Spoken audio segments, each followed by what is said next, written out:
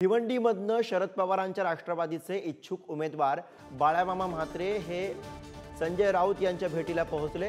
राऊतांना मतदारसंघाची माहिती दिली अशी माहिती बाळामामा यांनी या भेटीनंतर दिलेली आहे। तर बाळामामा म्हात्रे यांनी संजय राऊत यांची भेट घेतलेली आहे। भिवंडीमधनं शरद पवारांच्या राष्ट्रवादीचे इच्छुक उमेदवार बाळामामा म्हात्रे हे संजय राऊत यांच्या भेटीसाठी पोहोचले होते।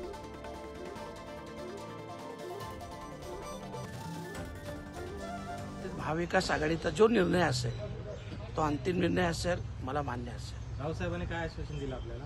नाही, आश्वासन नाही। राऊत साहेबांनी फक्त लोकसभा वार्डाच्या चर्चेविषयी मला बोललं होतं, परिस्थिती समजून घेतली, बाकी काय नाही। आज दुसरी यादी जाहीर होती राष्ट्रवादी काँग्रेस शरदचंद्र पवार पक्षाची, त्यामध्ये आपलं नाव असेल?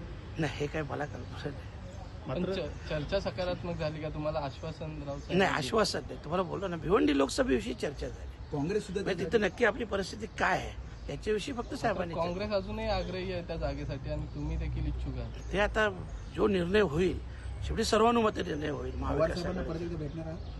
आज नाही, अजून तरी नक्की आज तरी नाही। साहेब बाहेर आहेत।